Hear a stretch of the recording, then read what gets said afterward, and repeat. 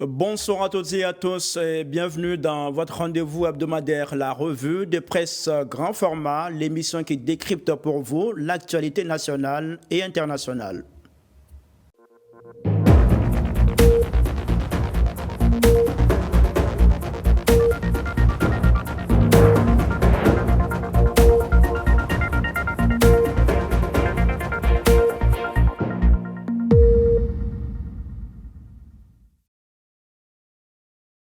Cette semaine, deux grands sujets dominent notre plateau. La rencontre entre la CAPSI et le RHDP, le parti au pouvoir, assistant au premier signe d'un véritable dégel politique en Côte d'Ivoire. Cette main tendue est-elle stratégique ou sincère? Et puis, cap sur le PPACI de Laurent Gbagbo. Jusqu'où ira Awa Domelo, l'ex-ministre s'illustre de plus en plus comme l'un des fers de lance du parti. Entre ambition personnelle et mission politique, que vise-t-il vraiment? Pour en débattre, nous avons le plaisir de recevoir sur ce plateau trois invités. Michel Betta, bonsoir. Bonsoir Khalil. Vous êtes journaliste, directeur, fondateur du journal Le Bélier. Merci d'avoir accepté notre invitation. C'est moi qui vous remercie. Kwasi Kofi Kouma, bonsoir. Bonsoir Khalil. Vous êtes président du mouvement CDR, qui est le Congrès pour la défense de la République. Vous êtes aussi cadre du RHDP dans le Gontogo. Merci d'avoir accepté notre invitation. C'est moi qui vous remercie Khalil. Et on est heureux de vous avoir avec nous pour ce premier passage. C'est partagé. Juste à côté de vous, nous avons Jean-Hubert Kofo, un habitué de ce plateau. Il est journaliste à l'Intelligent d'Abidjan. Bonsoir. Bonsoir Khalil. Merci d'être là, Kofo. Messieurs, encore une fois, merci à tous les trois de votre présence sur ce plateau. Nous allons tout de suite nous intéresser au premier sujet, juste après cette transition. CAPSI se sont rencontrés ce mercredi 16 juillet 2025 à la Riviera, golf au domicile de l'ex-première dame Simone Gbagbo. Vous voyez l'image qui passe à l'écran. Cette rencontre qualifiée de première entrevue a pour objectif de relancer le dialogue afin de s'accorder sur les conditions pour une organisation optimale de l'élection présidentielle du 25 octobre 2025. Michel Betta, nous allons entamer ce premier sujet avec vous. Quels sont les enjeux réels derrière cette rencontre?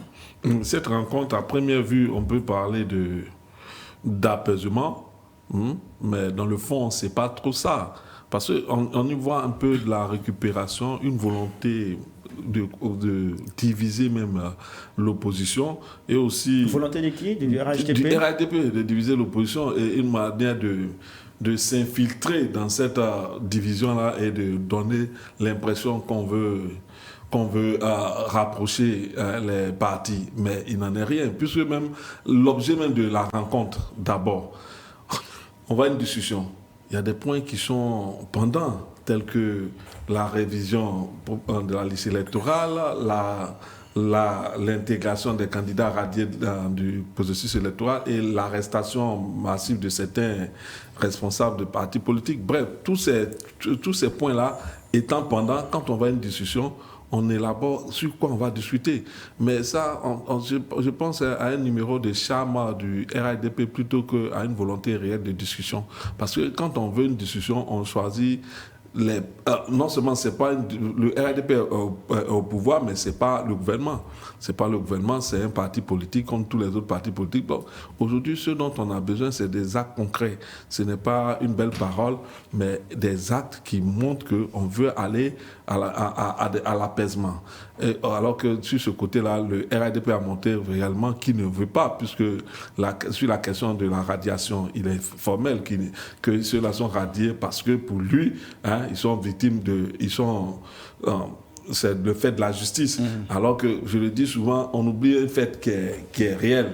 C'est-à-dire, quand on parle de la justice, il faut le dire souvent aux uns aux autres pour qu'ils comprennent. Même la colonisation, c'était un acte de justice. Mais quand la justice est utilisée à des fins d'injustice, il faut les corriger.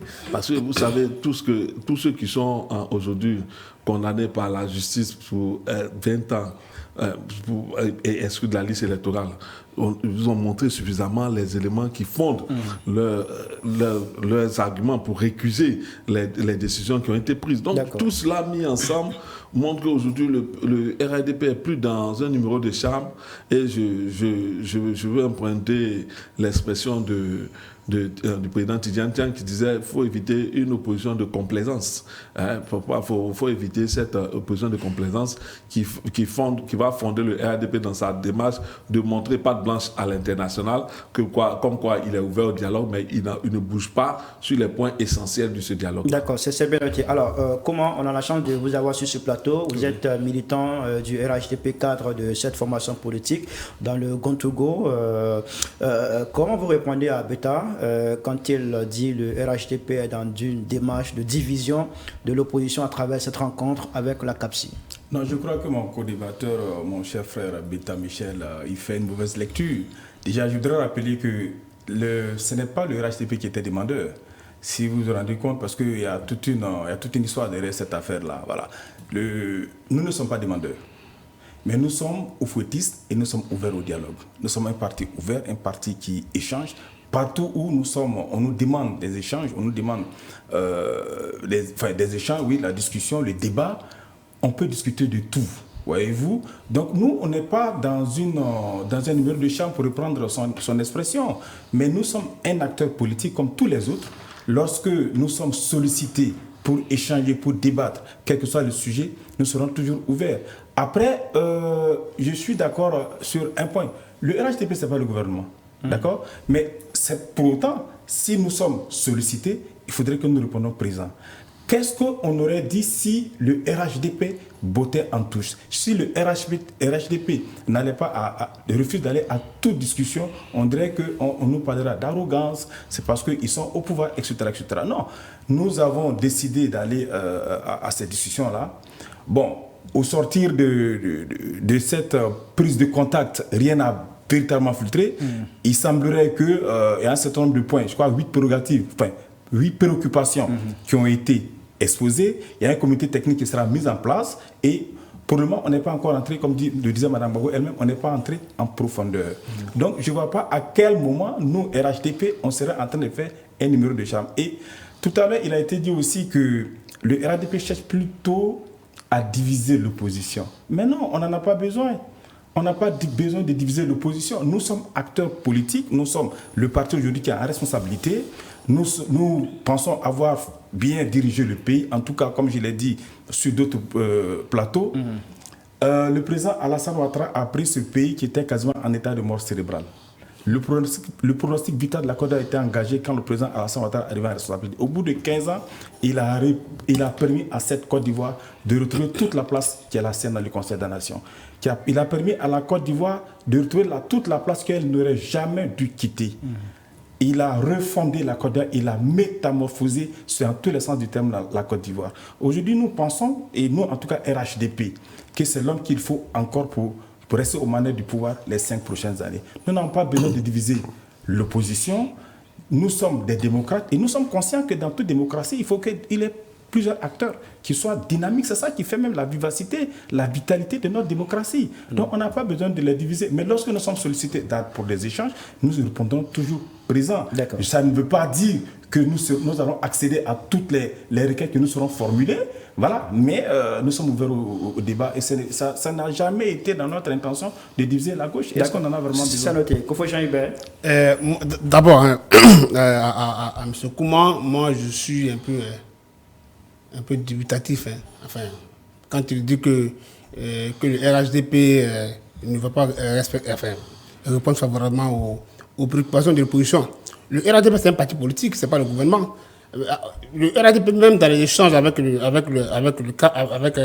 CAP Côte d'Ivoire, peut arriver dans les échanges à des conclusions qui ne n'auront pas d'effet, je veux dire, au niveau décisionnel, au niveau du gouvernement. Moi, franchement, je vais vous dire, je ne comprends pas pourquoi, c'est à quoi ça sert cette rencontre-là. Une des rien, je ne sais pas à quoi ça sert, parce que déjà, quand j'entends les cas de RHDP dire qu'on est venu écouter les préoccupations de l'opposition, mais qu'est-ce qu'ils ne savent pas? Par conférence de presse interposée, Cap Côte d'Ivoire a déjà dit ses préoccupations. Le RHDP, lors des différentes conférences de presse auxquelles on a assisté avec le ministre Adoumani, a répondu. Et très souvent même, les préoccupations de l'opposition ont été battues en brèche par le RADP. Qu'est-ce que le RADP ne sait pas? Donc, selon vous, c'est une rencontre de face. Ça ne sert à rien du tout. Ça ne sert à rien du tout. Aujourd'hui, ce que l'opposition demande aujourd'hui, c'est de rencontrer le gouvernement. Le gouvernement. Aujourd'hui, quand vous rencontrez M. Bakongo, et que M. Bakongo, même si M. Bakongo disait c'est vrai qu'on me dira que, écoutez, les acteurs du RADP, enfin, les décideurs du RADP, c'est les mêmes c'est les mêmes acteurs du gouvernement. Mais, par exemple, là-bas, moi, j'ai pas vu, comment on dit ça, Koulibaly Kubière, par exemple. Parce que les préoccupations qui sont posées par l'opposition concernent la CEI. Quand on me dit, par exemple, que quelqu'un me disait au passage que, mais écoute, comment dire ça, les décideurs du RHDP qui sont allés à cette rencontre-là, c'est les mêmes que sont au gouvernement. Mais les préoccupations de l'opposition concernent aussi la CEI. Il n'y a pas vu Koulibaly Kubière là-bas. Je n'ai pas vu, non, je viens. Je n'ai pas vu le ministre de l'Intérieur, qui lui aussi est concerné. Je n'ai pas vu le ministre de la Justice, puisqu'on parle de condamnation, tout ça. Il n'y était pas. Je n'ai pas vu le Premier ministre là-bas. Ça veut dire que cette discussion même qu'il y a eu entre l'opposition entre le RADP, qui est un parti politique, il faut encore le préciser, qui est un parti politique comme tout autre, voilà, un parti politique qui n'est pas le gouvernement.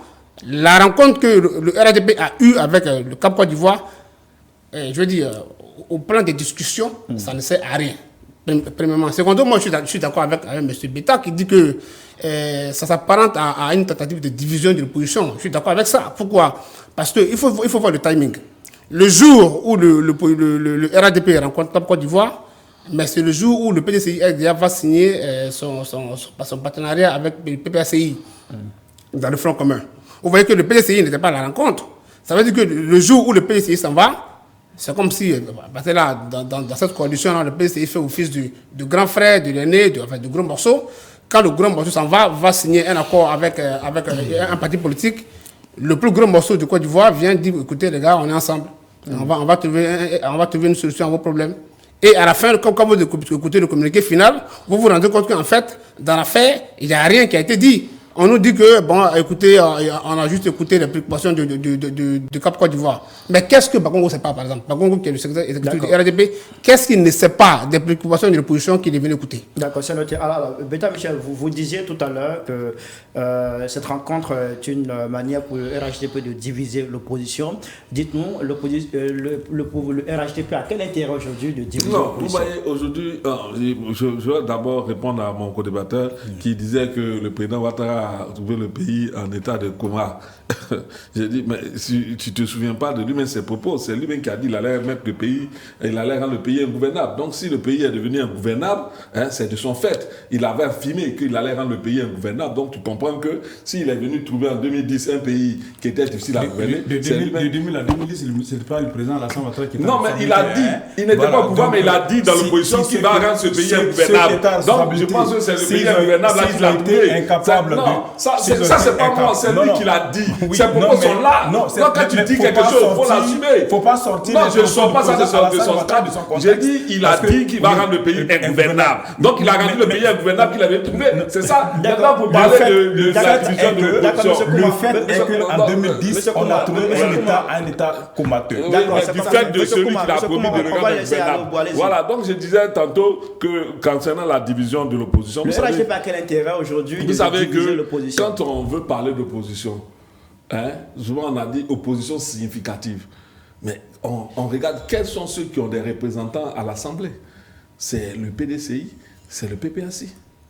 De tous ceux qui sont partis débattre avec RADP, qui a un représentant à l'Assemblée? Quand on veut discuter pour trouver des solutions, on discute avec l'opposition significative. On ne discute pas pour juste avec, je dis, des entités juste pour la forme. Mais est-ce que ces entités dont vous parlez ont été empêchées de participer à cette rencontre? Le FPI, le PPACI, le PDC n'ont pas été empêchés de participer à cette rencontre? La question essentielle... Ils ont voulu ne pas participer parce qu'ils estiment que ce n'est pas l'interlocuteur qu'il faut. Je ne sais pas si vous vous souvenez de ce que, du dernier discours du président Tchadou parlait d'opposition de complaisance. On a des préoccupations qui sont celles de voir les représentants des partis significatifs être inscrits sur la liste électorale. Est-ce que c'est le RDP qui peut nous le donner? On veut le gouvernement pour discuter et trouver des solutions. Vous savez, ce n'est pas la discussion politique, ce n'est pas les belles paroles, c'est des actes. Et ces actes-là ne peuvent pas être posés par le RHDP. Mais aujourd'hui, quand tu vois qu'ils sont prompts à aller à une discussion avec CAPSI, sachant que les partis significatifs sont en train de signer une charte de fonds commun, on comprend leur jeu. Leur jeu, il est simple, il est lisible, il est visible.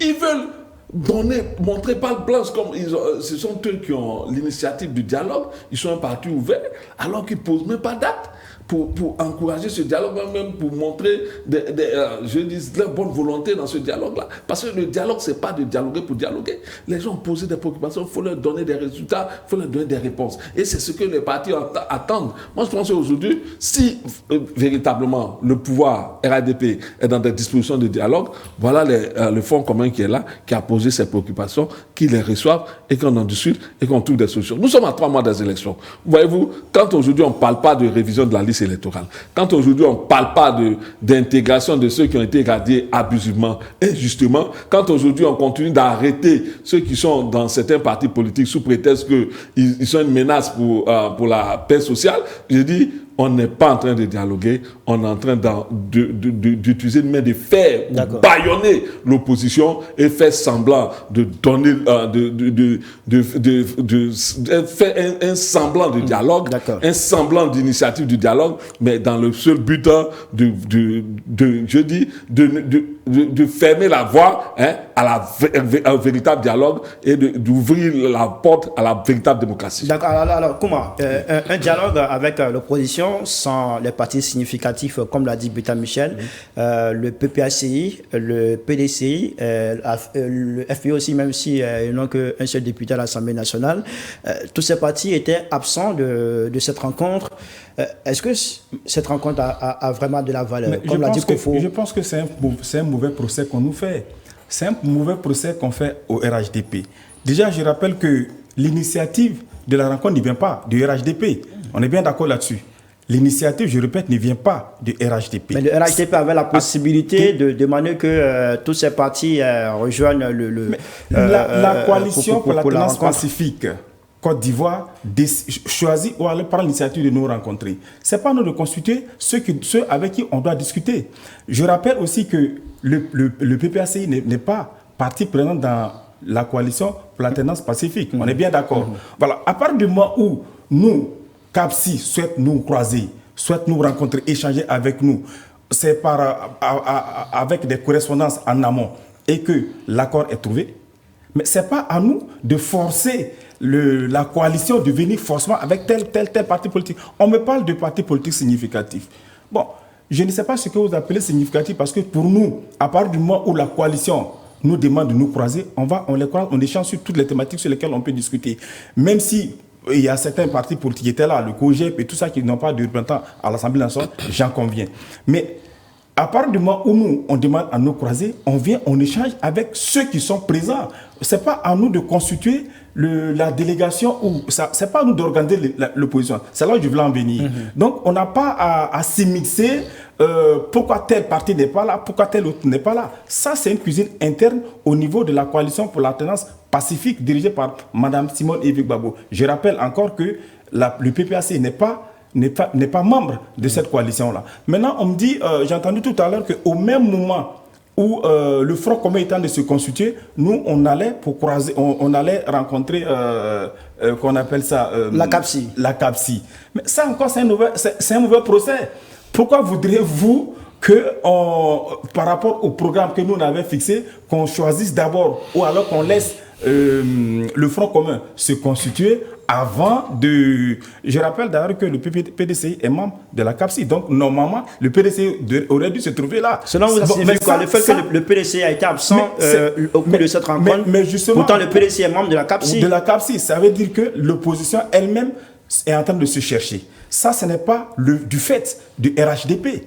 Ce n'est pas le RHDP qui organise l'opposition. C'est l'opposition elle-même qui s'organise parce que c'est elle qui est aujourd'hui dans une position de reconquête du pouvoir. Nous sommes à responsabilité. Mais ce n'est pas à nous d'organiser nos opposants. Je suis désolé. Maintenant, si nos nos agendas se sont entrechoqués au même moment où on croisait la CAPSI, où le Front commun se constituait. J'ai dit, c'est l'effet du hasard. Mais nous, comme vous l'avez posé à question, quel est notre intérêt d'avoir une opposition complètement à terre? Ça ne donne pas de la vitalité à notre démocratie. Ce n'est pas dans notre intérêt. Nous aussi, nous sommes acteurs politiques. Et donc, c'est vrai que c'est le jeu normal de la démocratie. C'est un jeu normal de la politique. Mais nous avons été sollicités. Ce n'est pas nous qui avons sollicité le rendez-vous. D'accord. Ce soit quand même assez clair, parce que on nous fait là un mauvais procès. Pourquoi tel n'était pas à votre rendez-vous? Pourquoi au moment où les autres faisaient leur rendez-vous, vous étiez aussi à une autre rencontre? Mais qu'est-ce qu'on pouvait y faire? Puisque nous avons été sollicités, c'est cette date-là qui a été choisie. Pourquoi alors on ne demande pas au Front commun d'avoir... Pourquoi le Front commun n'a pas décalé sa date de constitution? D'accord, c'est noté. Alors Kofo, tout à l'heure, vous avez évoqué l'absence du PDCI au cours de cette rencontre. Pourtant, le PDCI, on le sait, est membre de la CAPSI. Est-ce que cela voudrait dire que le PDCI a choisi le Front commun au détriment de la CAPSI?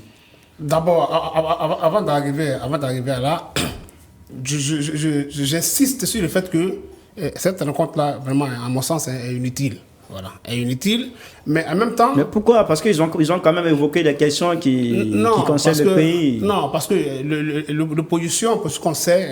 Est-ce que ça n'a pas un peu apaisé les tensions quand le RHDP et la CAPSI se rencontrent pour parler des questions électorales? Est-ce que ça ne dégèle pas? Il n'y a pas un dégel politique qu'on peut constater? Je suis tenté de vous demander de me dire, comme tout à l'heure Bétail disait, combien d'élus ces partis qui ont rencontré le RADP contre à l'Assemblée nationale. Ça veut dire que c'est pas des gros morceaux. Maintenant, pour revenir à ce que je disais, c'est que cette rencontre-là en elle-même, elle était vide de tout sens. C'est mon avis, c'est mon avis, parce que il n'y a aucune décision qui sort de là qui normalement, en tant que parti politique, une rencontre de partis politiques qui s'imposerait au gouvernement pour dire que, écoutez, bon, il faut que la CEI fasse ci, il faut que la CEI fasse ça, parce que le RADP a rencontré l'opposition. Et puis, quelle opposition? Mais en même temps, là aussi, ça m'amène à poser la question de savoir si le PDCI vraiment c'est où il va. C'est pourquoi j'ai posé la question de savoir, est-ce que le PDCI a choisi le Front commun au détriment de la CAPSI? Je me dis que c'est le PDCI en quelque sorte qui est en train peut-être de prêter le flanc. Parce que c'est le PDCI RDA qui sert de locomotive à cette coalition-là, avait su comment dire ça, gérer ce groupe-là, on n'en serait pas là aujourd'hui. C'est-à-dire que le PDCI RDA qui, le jour où le RDP vient rencontrer vos camarades, vous êtes en train de signer un partenariat avec comment dire ça, le PPACI, et un PDCI qui nous donne aujourd'hui une image d'un parti qui vole en éclat, à la limite, parce que le président est en exil, le porte-parole, il vient du parti en exil, dit-on, beaucoup de jeunes qui ont quitté le pays, beaucoup de jeunes leaders du parti qui ont quitté le pays. Ça veut dire qu'aujourd'hui, quel PDCI il nous reste aujourd'hui dans le pays? Il faut qu'on soit clair. Le porte-parole qui n'est pas là aujourd'hui, moi je m'interroge. Normalement, en 1995, on se souvient que le RDR avait eu toute sa direction en prison. Mais ça avait eu un impact politique sur au niveau de la population, ça avait quand même eu un impact. Tout le monde beaucoup de personnes avaient quand même eu de la compassion pour le parti. Et ça avait permis de créer un certain nombre de ralliements au niveau du parti politique. Mais si aujourd'hui, un parti politique comme le PDCI RDA, parce que c'est des rumeurs, c'est vrai qu'il y a des jeunes qui ont été interpellés pour des raisons qu'on ne maîtrise pas encore, puisqu'il n'y a pas encore de procès, mais le porte-parole qui quitte le pays parce qu'il y a des rumeurs qui courent disant que les autorités chercheraient à l'arrêter. Bon, c'est sur la base de quoi? Du coup, on comprend un peu. Moi, je dis que cette rencontre entre Simon Bo, le reste du CAPSI et le RADP, c'est un peu peut-être le fruit d'une panique. Peut-être qu'on se dit que leur famille politique est en lambeau aujourd'hui, ils n'ont plus de leader, c'est ça, ils n'ont plus de leader, ils ne savent plus où aller, donc voilà, ils s'accrochent à tous les bords qui viennent. D'accord, Albeta, est-ce que le PDCI, vous pensez que le PDCI est en train de se chercher? Où va le PDCI qui, au moment où sa coalition est en train de rencontrer le RHDP, se retrouve avec le PPACI en train de constituer les organes de Front commun? Est-ce que le PDCI n'a pas choisi déjà? Le PDCI est un parti, je veux dire, il arrive à près de 80 ans aujourd'hui. Le PDCI est un parti mature, suffisamment mature.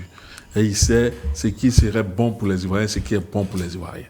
C'est pourquoi, dans ses choix, vous ne verrez pas de la complaisance. Il sait qu'aujourd'hui, cette élection, si elle se déroule dans ce climat qui est en train d'être créé volontairement, de façon volontaire par le RADP, ce n'est pas fait pour garantir la paix dans ce pays. Donc le PDCI est en train de construire une paix durable, une paix solide dans ce pays.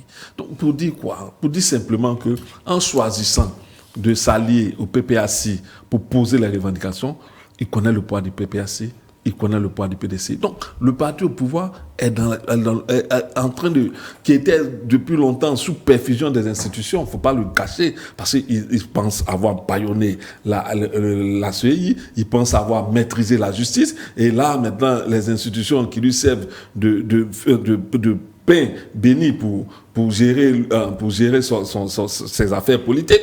Donc aujourd'hui, devant cette perfusion institutionnelle dans laquelle le RADP se retrouve, quand il voit une opposition significative qui se met devant elle, c'est tout à fait normal que la panique est dans l'autre camp et non pas au sein de l'opposition. C'est pourquoi il cherche à s'accrocher à ce cap-ci là qui est visiblement n'est pas aussi significatif en termes d'opposition. Donc je dis qu'aujourd'hui l'opposition a compris. Et moi je pense que si le RADP veut garantir la paix dans ce pays, veut nous offrir des élections apaisées, des élections crédibles, inclusives, elle n'a qu'à ouvrir un véritable dialogue avec cette opposition-là. Je disais tantôt, la Côte d'Ivoire n'est pas un pays maudit. On ne va pas répéter les mêmes erreurs que par le passé, construire les mêmes dérives que par le passé. Il faut qu'un jour ça s'arrête. Aujourd'hui, nos populations sont dans la crainte de voir quelle élection va leur servir. Elles sont perturbées. Il faut apporter la sérénité. Et pour apporter la sérénité, il faut ouvrir un dialogue qui pose des actes, qui pose des conclusions claires et que chacun puisse lire un dialogue lisible. D'accord. Donc, je crois que pour aller du PDCI, pour revenir au PDCI, le PDCI est un parti suffisamment mature et il met l'intérêt de la Côte d'Ivoire au-dessus de tout, au point que, même avec une idéologie opposée, parce que le PPAC, on sait que le PPAC, le PDCI ont des idéologies opposées, il accepte de se mettre au-dessus pour la nation. C'est ça aussi un parti. Alors comment, est-ce que derrière cette rencontre RHDP-CAPSI, nous allons assister à un dialogue national qui est demandé par toute l'opposition, un dialogue avec le gouvernement de Côte d'Ivoire? Pourquoi est-ce que ce dialogue n'arrive pas? Écoutez, je ne sais pas pourquoi ce dialogue n'arrive pas. Je voudrais quand même rebondir un peu sur ce que vient de dire mon co-débatteur Michel Betta, quand il parle de la Côte d'Ivoire sous perfusion des institutions internationales. Non, je dis des institutions. Je dis pas des institutions, de nos institutions. Parce que voilà, quand tu vis et puis tu penses maîtriser la justice, tu utilises la justice, la justice est utilisée contre des opposants. Oui. La CEI, apparemment, c'est un camp qui dirige la CEI. Et toutes ces institutions-là, quand on pense avoir maîtrisé pour bâillonner le jeu électoral, mais c'est tout à fait normal qu'on soit en train de craindre quand l'opposition se forme encore plus solidement. Je crois que mon frère Betta fait une très mauvaise lecture. De quoi? De la réalité? Oui, une très mauvaise lecture de la réalité en parlant de... On serait en train de bâillonner la CEI. Non, il ne faut pas dire des choses comme ça. Non, s'il te plaît. Nous sommes dans un état de droit. Nous sommes dans un état de droit avec la séparation des pouvoirs exécutif, parlementaire, judiciaire. Nous sommes dans un état de droit et nous, RADP, nous sommes qu'un simple parti politique, un acteur dans le microcosme politique. Un parti politique souhaite nous croiser, souhaite échanger avec nous, nous disons chiche. D'accord? Maintenant, les préoccupations que ces partis politiques de l'opposition doivent poser devant le gouvernement, ils s'adresseront au gouvernement en temps et en heure. Voilà. Je rappelle... Mais quand est-ce que ça pourra se faire? Non, s'il vous plaît. Mais tu as ton temps de parole. S'il vous plaît. Pour le moment, je ne suis pas le porte-parole du gouvernement. D'accord? Donc, je pense que... Mais c'est le RHDP qui dirige le gouvernement de Côte d'Ivoire. Oui, c'est le RHDP qui dirige le gouvernement de Côte d'Ivoire. Est-ce que le RHDP gouvernement est capable, est ouvert à ce dialogue national? Mais bien sûr, il y a une séquence de dialogue politique dans ce pays. Oui, il y en a 5. On atteint un 6e dialogue national. Vous nous donnez l'impression que, ça dit qu'on parle... Pour vous, il y a un dialogue politique que lorsqu'on accède à toutes les demandes et à toutes les revendications de l'opposition. Là, alors, il y a dialogue. Non, je crois qu'il faut que chacun joue son rôle. D'accord? Nous ne sommes qu'un parti politique. Il y a le gouvernement. C'est vrai que le gouvernement est issu du RHDP, mais le RHDP n'est pas le gouvernement. Voilà. D'accord?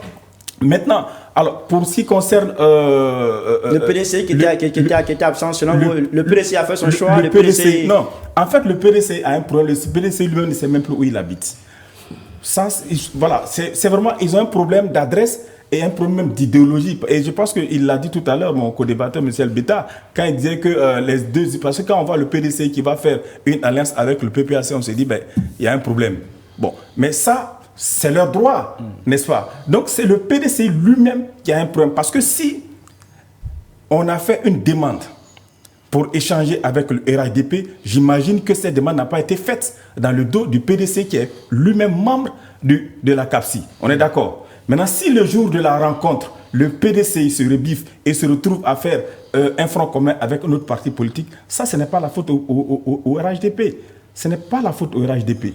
Nous pensons, très honnêtement, que tout ce qui se joue aujourd'hui à 3 mois des élections, en réalité, c'est parce que l'opposition, globalement, ou l'opposition dans son entièreté, a un gros souci. C'est-à-dire que l'opposition a une obsession. Comment faire pour faire partir Alassane Ouattara? Mais et je rappelle d'ailleurs que lors de la rencontre de Yopougon, Mme Gbagbo, je cite, nous demandons au président Alassane Ouattara de nous proposer un autre candidat. Fermez les guillemets. Ça veut dire qu'aujourd'hui, leur gros problème, c'est Alassane Ouattara. Mais Alassane Ouattara, c'est notre candidat. Tout ce qui se joue, tous ces bisbilles dont on a entendu parler aujourd'hui, le gros problème de l'opposition, c'est le problème d'Alassane Ouattara. Parce que personne dans l'opposition n'a envie de le croiser. Personne dans l'opposition n'a envie de croiser le fer avec le président Alassane Ouattara. Par rapport à son bilan, santé, éducation, infrastructure, tout ce que vous voulez, il a remodelé la Côte d'Ivoire. Et je vais vous dire, je pense que ça, c'est souvent pas dit. Il faut le dire, je vais le dire aujourd'hui, je l'ai déjà dit sur un plateau, chez un de vos confrères. Le président Alassane Ouattara a quelque chose que les autres hommes politiques en Côte d'Ivoire n'ont pas. C'est ce qu'on appelle la baraka, la fortuna. Il a cette chance-là qui lui permet d'avoir un parcours qui depuis le commencement jusqu'à aujourd'hui, quand vous regardez comment son parcours est méthodique, rigoureux, son parcours est lissé, il y a une chose en lui que les autres n'ont pas. Et ça, ce n'est pas de sa faute. Ça, c'est Dieu. Pour nous les croyants, c'est Dieu qui l'octroie. Donc, il a cette chance. C'est comme quand il regarde la Coupe d'Afrique des Nations et il emporte. Ça, c'est la fortune, c'est la baraka. Et cette baraka-là fait que l'opposition ne sait pas aujourd'hui où elle habite. Surtout le PDC ne sait plus à quel sens se vouer. Il y a un problème d'adresse. Voilà, un problème d'adresse. S'ils ne sont pas SDA, SDF, sans domicile fixe. Parce que tantôt ils sont à gauche, tantôt ils sont à droite. Donc il faut que le PDC sache exactement où il veut partir. On vous a compris. Kofo, on va terminer ce premier sujet avec vous, parce qu'on a déjà fait, on va dire, un bon moment sur ce sujet. Est-ce que ce dialogue national avec le gouvernement, qui est demandé par l'opposition, le PDCI, le FPI, toute l'opposition, ça va venir? On espère. On espère que le RHDP, après sa rencontre avec Cap Côte d'Ivoire, va, comme le disent certains, va plaider vraiment pour que ce dialogue se fasse. Puisque quelqu'un me disait au passage au-dessus de la rue que le RHDP, le président Alassane Ouattara, qui est le chef de l'État, et en même temps le président du RHDP, et que ceci étant, voilà, c'est comme si c'est le président Alassane Ouattara qui envoie ses compagnons pour rencontrer l'opposition. On l'espère que ce dialogue-là sera ouvert. Sauf que les préoccupations ont été posées à l'absence du PDCI et du PPACI. Est-ce que ces deux gros morceaux, là, de l'opposition, c'est les plus gros morceaux de l'opposition, est-ce que ces deux gros morceaux-là vont se retrouver dans tout ce qui est présenté comme difficulté aujourd'hui par le Cap Côte d'Ivoire, qui est dans le préparat mené par Mme Simone Gbagbo? C'est la question qu'on se pose. D'accord, c'est noté. Monsieur, vous voulez aller rapidement? Moi, personnellement, je dirais que, vous savez, aujourd'hui, l'opposition est dans une logique, je dis, de vouloir que la Côte d'Ivoire soit en paix. Et ça, il faut qu'on le retienne. Parce qu'on est là, on fait d'ignorer que la loi seule ne suffit pas pour instaurer la justice et la paix. Il faut que cette loi-là soit faite pour le peuple et en vue d'aider le peuple à avancer. C'est ça qui est le plus important. Parce que, en fait, je vais conclure par là. Vous permettez. Je vais conclure par là. Vous savez, quand on a vécu un troisième mandat aussi tumultueux, comme celui que Ouattara a vécu, le troisième mandat nous a causé près de 100 morts. on ne peut pas espérer encore un 4e mandat qui serait encore plus tumultueux que le 3e. Parce qu'il y a une loi constitutionnelle qui encadre les mandats constitutionnels. D'accord, comment? Merci. 30 secondes. 30 secondes. Oui. Les mandats, il y a une constitution qui encadre les mandats. Je voudrais rappeler que le mandat dans lequel nous sommes actuellement, d'accord, c'est le premier mandat de la 3e République pour le président Alassane Ouattara. Et la loi constitutionnelle ne l'empêche pas, s'il le souhaite, parce que nous, RADP, nous lui faisons la demande de faire ce sacrifice, cet ultime sacrifice d'être candidat encore une fois. Ça sera le 2e mandat de la 3e République. Vous aussi, Kofo, vous voulez réagir encore 30 secondes? Non, mais en fait, moi, ça me fait mal quand j'entends souvent c'est un cas de RADP supplier encore, 15 ans après, supplier, genoux et front à terre, oui. Le président Alassane Ouattara pour faire un autre mandat. Moi, ça me fait vraiment de la peine. Quand on sait que le président Alassane Ouattara, en 2019, il a dit qu'il voulait passer la main à oui, mais vous savez ce qui s'est passé par la suite. Vous savez ce qui s'est passé par la suite avec la mort de Amadou Koulibaly. Amadou Koulibaly a décédé. Aujourd'hui, on a 5 ans après. 5 ans après, il n'y a encore personne. J'ai envie de dire à mon frère que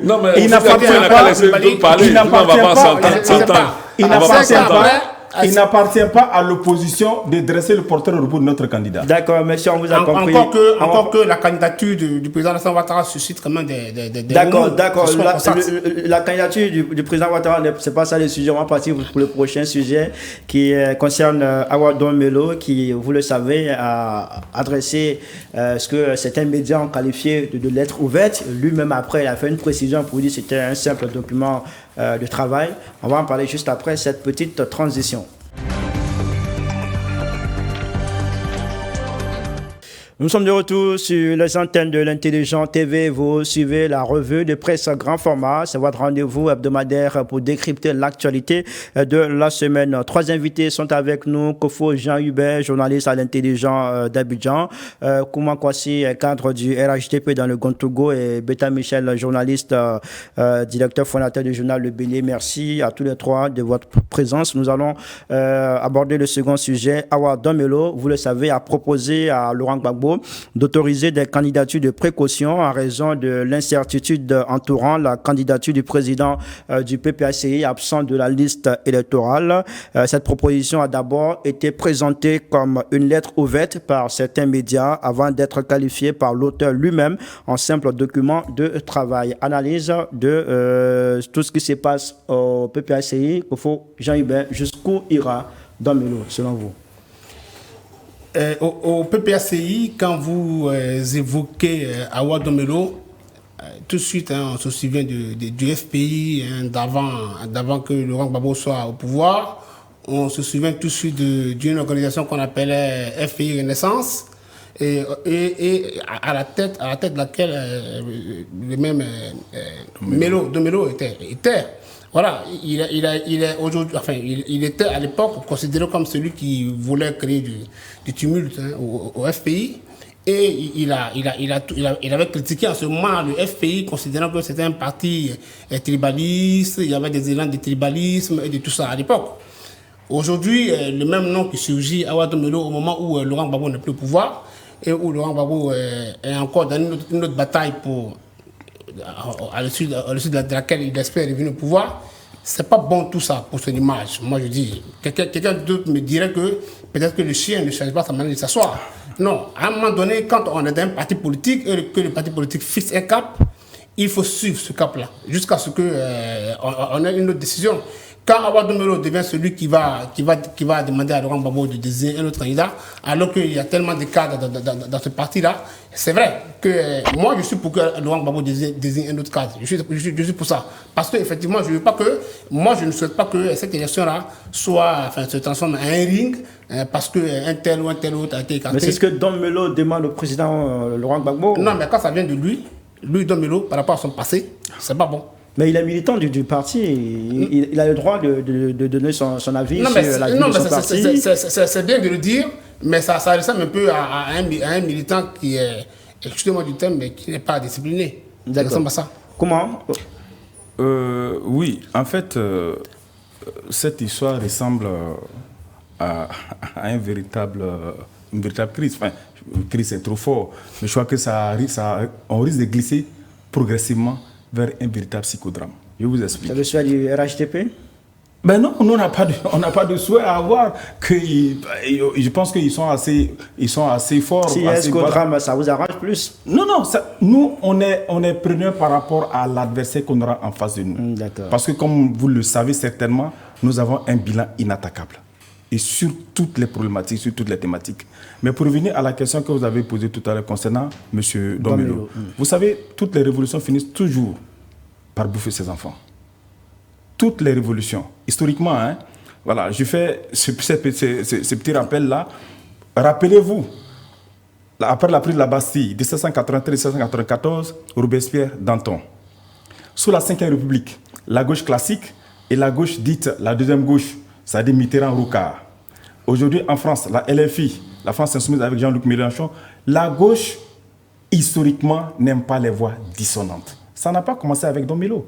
La gauche n'aime pas ça. Et ça, c'est dans son ADN. Quand vous voyez aujourd'hui la France insoumise avec ce qu'est devenu François Ruffin, Clémentine Autain, Raquel Garrido, Alexis Corbière, qui étaient dans la garde rapprochée directe de Jean-Luc Mélenchon. Donc, ce qui se passe aujourd'hui entre Laurent Gbagbo, enfin, M. Laurent Gbagbo, le président Laurent Gbagbo et M. Don Melo, ce n'est pas nouveau. Historiquement, la gauche s'est toujours comportée ainsi. Mais ce qui se pose aujourd'hui au niveau du PPACI, c'est l'affrontement de deux idéologies. Et je crois que c'est mon frère, le professeur Simplice Dion, qui l'explique très bien, entre les déontologistes et les conséquentialistes. Aujourd'hui, les déontologistes, ceux qui tiennent vraiment, qui sont à cheval sur les principes fondamentaux moraux, ne veulent pas qu'on bouge d'un iota. Il ne faudrait même pas dire plan, parce qu'ils n'attendent même pas que tu dises plan B. Mais le fait que tu dises plan, ça les met dans tous leurs états. Ils ont tort, vous pensez qu'ils ont tort? Ben, je ne sais pas s'ils ont tort, mais je dis que la politique, c'est aussi la saine appréciation des réalités. Si à 3 mois des élections, vous avez un candidat qui n'est pas sur la liste électorale, il faut se poser des questions. C'est important de se poser des questions. M. Don Melo parle d'une candidature, je crois, de précaution. Bon, ça, c'est la cuisine interne au PPACI. Hein? Voilà. Mais quand vous posez la question, moi, je suis RADP, en tant qu'observateur politique, en tant qu'analyste politique, je suis obligé de répondre. Sinon, ce n'est pas vraiment ma tasse de thé. Mais je dis, entre les déontologistes et les conséquentialistes, on risque d'assister à un véritable psychodrame. Et ça sera dommage parce qu'il faut quand même que le PPACI, quoi qu'on dise, même si je ne partage pas leur vision, c'est quand même un acteur majeur de notre démocratie, de la vie politique. Donc ce qui se joue là, en tout état de cause, quelle que soit l'issue que ça va donner, je peux vous garantir qu'il y aura beaucoup d'eau dans les gaz. Ça c'est sûr, parce que si ça continue, je ne sais pas où ils en sont aujourd'hui, parce qu'on attend les prochains rebondissements. Au début, on a parlé de courrier, de lettres formelles. Après, on a dit non, c'est un instrument de travail. Donc, acte. Mais si ça continue, je peux vous garantir une chose. D'ici 2 semaines, d'ici 1 mois, vous allez trouver on trouvera que Don Melo a des ramifications avec l'étranger. Notamment, on le trouvera peut-être une grand-mère ou un grand-père guinéen. Beta Michel, vous pensez que cette situation pourra nous conduire jusqu'où? Vous savez, dans l'environnement politique ivoirien, ce qu'on observe, que ce soit au PDCI, que ce soit au PPACI, il y a une dynamique de pluralité d'opinion.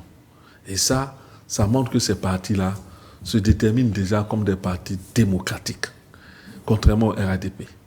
Il n'y a pas de pluralité d'opinion, il n'y a pas de dynamique. dynamique. On ne montre même pas. On ne le montre même pas. Non, parce que. Non, tu me laisses finir.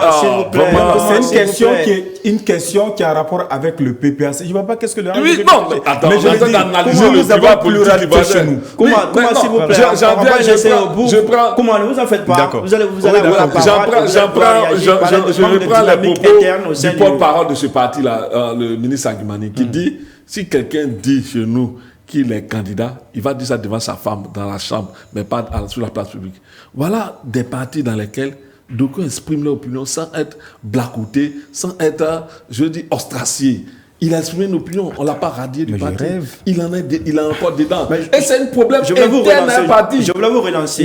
Oui. Pendant le congrès, on a entendu Méambli exprimer sa position, dire qu'il est contre une candidature du président Alassane Ouattara en 2025.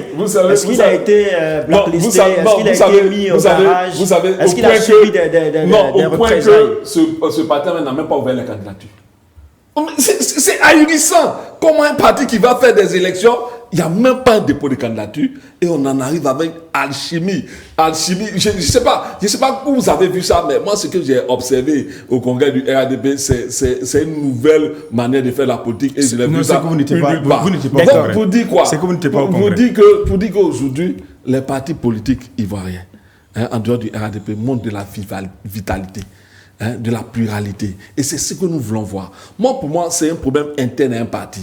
D'abord, vous avez parlé de la mise au point du conseiller qui a dit, qui fait une suggestion à son parti. Mais c'est comme ça un parti politique. On fait des suggestions. Et il a regretté que ce soit mis même sur la place publique. Voyez-vous, c'est pour dire qu'ils veulent régler leurs problèmes en interne. C'est vrai que c'est sorti, mais ils y tiennent et le conseiller même conclut pour dire que lui, son candidat, c'est Laurent Gbagbo.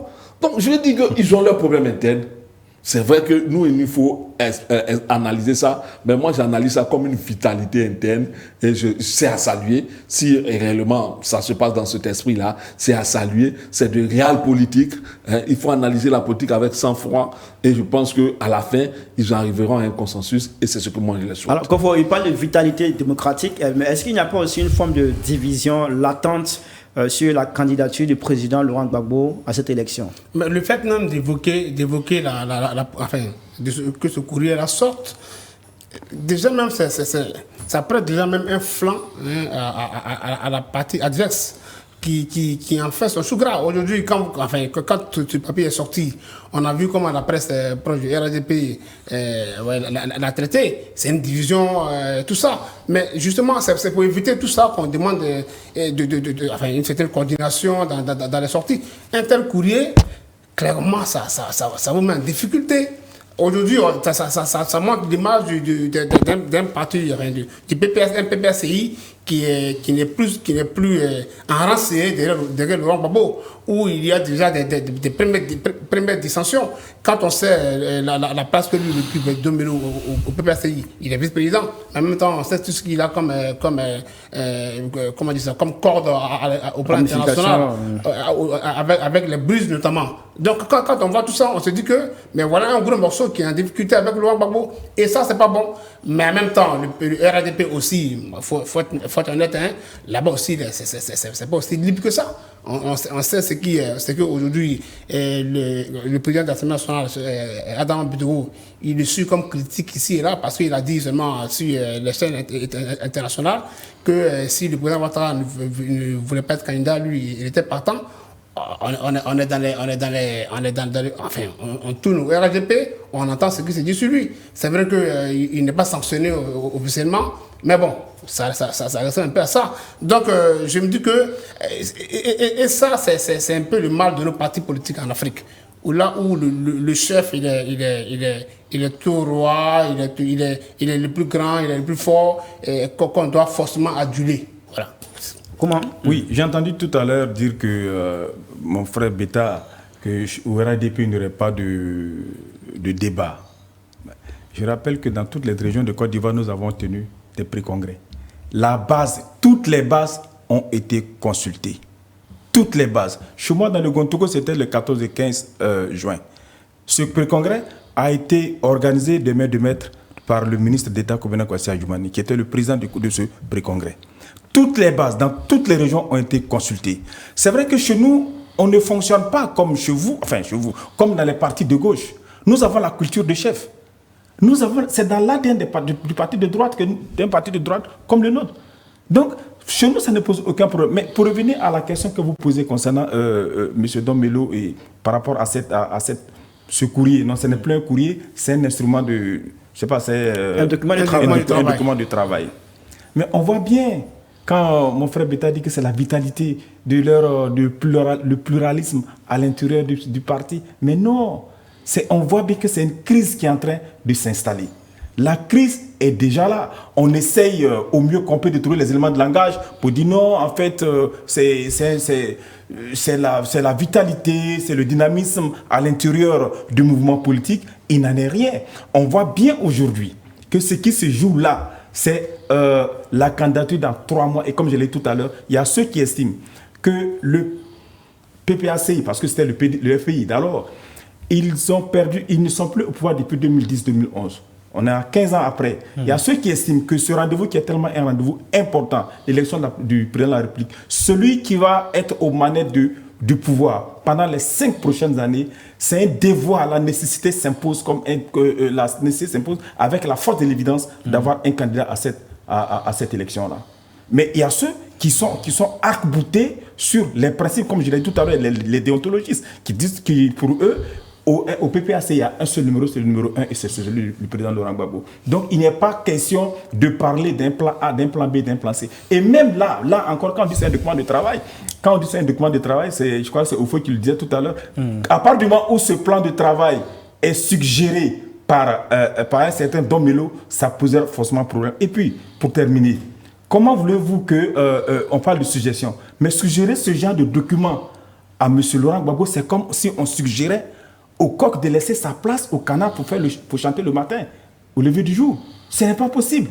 Avec l'ego surdimensionné, l'ego en béton du président du PPAC, c'est quasiment impossible. Et ce n'est pas une injure que je lui fais en disant qu'il a un ego surdimensionné, parce que tous les gens intelligents, tous les gens ambitieux ont un ego. Après, tout est une question de dosage. Donc je dis et je répète encore, ce qui s'ouvre là, actuellement au PPACI, c'est une crise ouverte et ça va forcément, il y aura le roussi. D'accord, alors monsieur, on me fait savoir qu'il nous reste seulement 2 minutes. On va faire un dernier tour de table et puis on va conclure l'émission. Bétan Michel, est-ce que vous pensez que Don Melo peut incarner un plan B dans le PPACI si Laurent Gbagbo ne va pas à cette compétition? Non, la question au PPACI, on ne parle pas de plan B pour l'instant.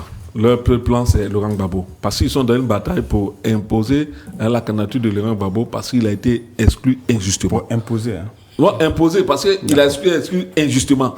Injustement exclu, il faut qu'il soit candidat. C'est un fait. C'est de la réalité. C'est ce qu'il est. Donc, il ne faut pas nous voyer avec les mots. Il a été exclu injustement. Il a été exclu de façon arbitraire. Voilà, c'est ça. Donc, pour l'instant, ils sont pas. Je ne pense pas que le parti parle de plan B, mais ADM, comme on aime l'appeler, Don Melo, il gagnerait. C'est vrai que même quand il veut faire des suggestions, qu'il mette en avant l'injustice qui frappe son président, parce que son président est victime d'injustice. Voilà, il est victime d'injustice. Il faut réparer cette injustice afin que toutes les voix puissent s'exprimer.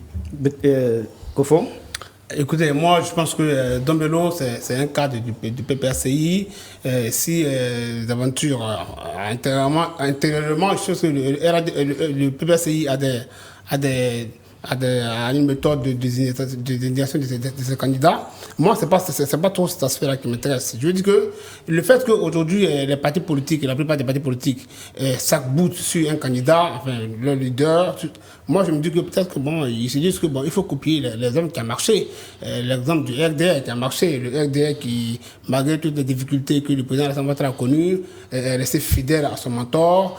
Le RDR n'a jamais eu de plan B, ni de plan C, ni de plan je sais pas quoi. Donc peut-être qu'ils se disent que il faut copier l'exemple qui a marché et peut-être que c'est ce qu'ils font. Comment? Pour terminer? Oui, je pense que tout dépend des rapports de force qui aura lieu dans quelques jours, dans quelques semaines. Si dans quelques jours, dans quelques semaines, au niveau des rapports, parce que la politique, que ce soit en interne ou contre les adversaires de DO, c'est une question de rapport de force, si la lucidité l'emporte et que ceux qui sont alignés ou qui pourraient s'aligner sur la position Don Melo rafle la mise, j'ai bien peur que ça se passe autrement au niveau du PPACI. Mais si c'est les déontologistes, comme je l'ai dit tout à l'heure, qui gardent la main, en ce moment, j'ai bien peur aussi, malheureusement, qu'on se retrouve dans une situation où le PPACI n'aura pas de candidat, parce que jusqu'à l'instant où je suis en train de vous parler, leur candidat, leur président, ou parce qu'apparemment c'est le seul plan qu'ils ont, mais il n'est pas sur la liste électorale, donc il n'est ni éligible ni électeur. Merci beaucoup, messieurs. Merci à tous les trois d'avoir été sur ce plateau pour décortiquer l'actualité de cette semaine sur les antennes de l'Intelligent TV. Merci à vous d'avoir suivi cette émission. Merci à toute l'équipe technique d'avoir travaillé à la réalisation de cette émission. On se donne rendez-vous la semaine prochaine sur les mêmes antennes, l'Intelligent TV, pour d'autres sujets à décortiquer. Bonsoir chez vous.